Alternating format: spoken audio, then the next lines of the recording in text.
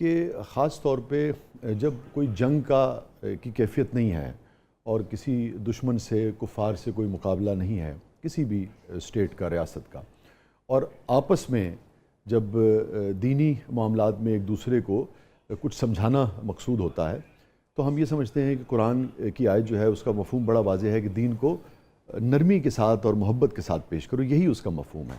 آپ سمجھتے ہیں کہ یہی رویہ ہم نے اختیار کیا ہوا ہے آج؟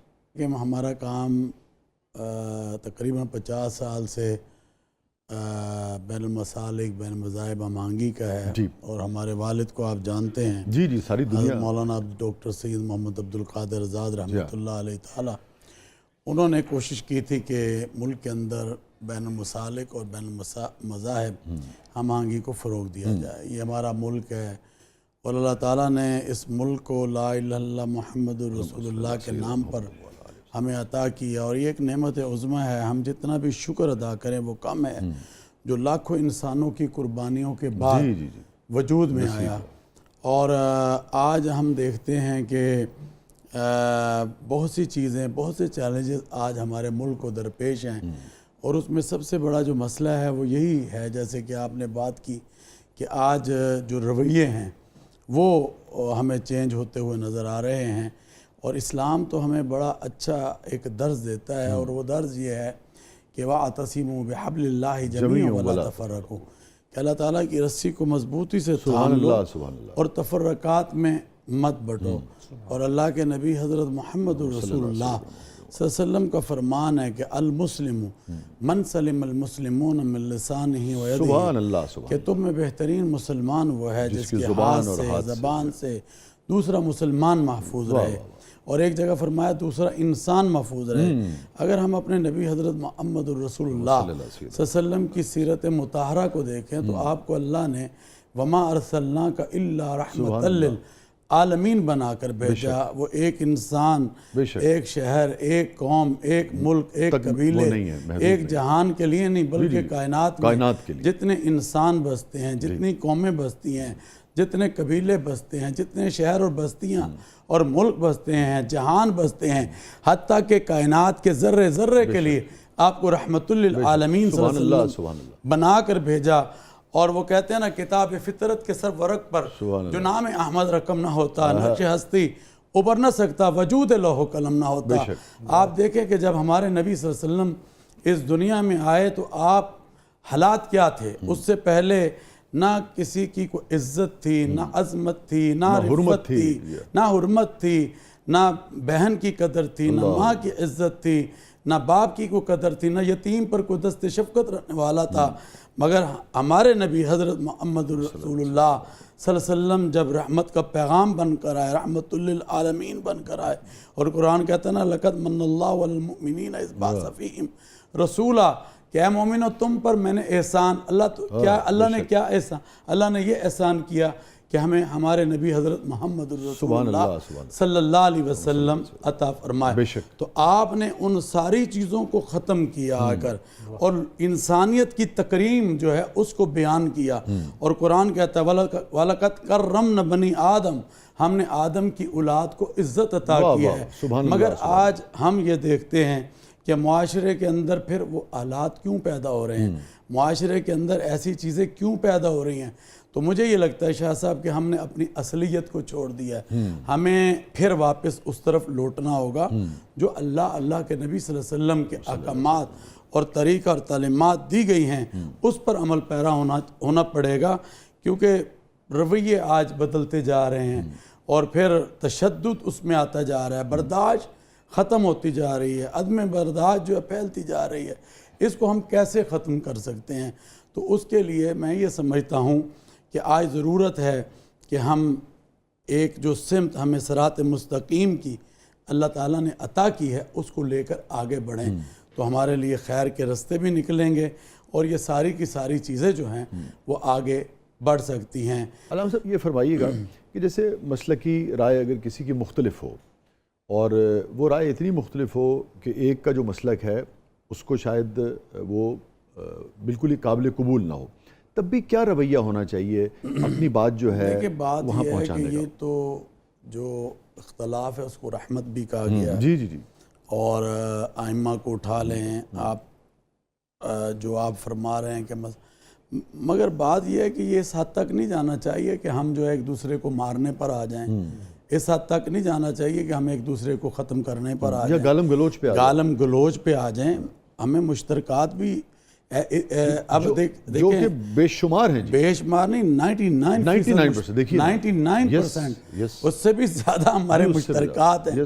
تو میں یہ سمجھتا ہوں کہ اس سے ہمیں بچنا ہوگا اور قوم کو بھی بچانا ہوگا۔ تو ہم اختلافات کو کیوں نمایاں کرتے ہیں، مشترکات پہ بات کیوں نہیں کرتے زیادہ؟ بس آپ کو پتہ ہے کہ کچھ چیزیں ایسی ہیں جو کہ لوگ چاہتے ہیں کہ ان کو لے کے چلا چاہے تو شاید اب آپ دیکھیں پوزیٹیو بات ہوگی اس کو کوئی نہیں دیتا، نیگیٹو بات ہوگی تو اس کو بہت زیادہ اچھالا جاتا ہے۔ تو کئی لوگوں کی آپ کو پتہ ہے کہ کئی چیزیں ایسی ہیں کہ وہ یہ سمجھتے ہیں کہ اگر ہم ایسے کریں گے تو یہ بات جو ہے فلیش زیادہ ہوگی یا ہم اس میں زیادہ آگے بڑھیں گے۔ تو میں یہ سمجھتا ہوں نہیں، ہمیں جو ہمارے دین نے بات دی ہے آج ہمیں اس پر آنا ہوگا، اور ہمیں ان رویوں سے لا اکراہ فی الدین، آپ نے جیسے سبحان اللہ سبحان اللہ، کہ دین میں کوئی جبر نہیں ہے، کوئی جبر نہیں۔ علامہ صاحب مجھے اگر آپ اجازت دیں چونکہ بریک پہ جانا ہے تو واپس آ کر یہیں سے ہم کنٹینیو کریں گے۔ یہی سوال آپ کی خدمت میں رکھوں گا کہ قرآنی آیات، احادیث مبارکہ، سیرت پاک، خلفائے راشدین کی جو سیرت تھی، جو ان کے وہ دیکھے، وہ سارے کے سارے جو ہیں وہ بڑے نمایاں ہیں، اور ان سب کا سبق یہ ہے کہ لا اکراہ فی الدین۔ پھر بھی اس کے باوجود ہم اس کے اوپر کیوں عمل نہیں کرتے؟ ایک تو وجہ آپ نے بتائی کہ جب آپ آواز اونچی کرتے ہیں، جب آپ اس کے اندر کوئی دشنام شامل کر لیتے ہیں تو وہ مقبولیت جو ہے وہ زیادہ ہو۔ تو کیا یہ مقبولیت کی وجہ سے پاور، حلقہ اثر کا بڑھنا، کیا ان چیزوں نے ہمیں اس حال پہ پہنچایا ہے کہ ہم اس کی وجہ سے دین کے ساتھ یہ کریں جو آج ہم کر رہے ہیں؟ یہ میرا سوال ہوگا۔ ناظرین کہیں نہیں جائیے گا، چھوٹے سے وقفے کے بعد واپس آتے ہیں۔ ہمارے ساتھ موجود ہیں مولانا عبدالخبیر آزاد صاحب، اور اگلے مرحلے میں ایک بہت اہم سرپرائز بھی ہے آپ کے لیے، جس کے لیے آپ کو پروگرام کے اگلے سیگمنٹ جو ہیں وہ دیکھنے ہوں گے۔ چھوٹے سے وقفے کے بعد واپس آتے ہیں۔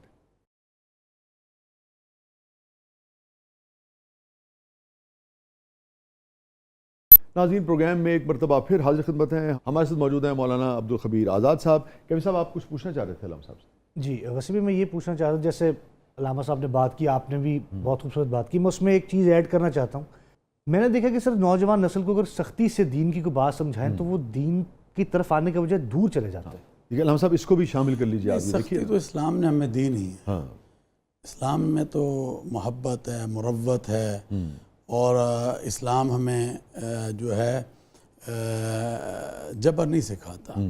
تو اس میں نوجوان نسل کی جو بات آپ نے کی ہے، میں سمجھتا ہوں اس کو پیار کے ساتھ، الفتوں کے ساتھ ہمیں بچوں کو سکھانا ہوگا۔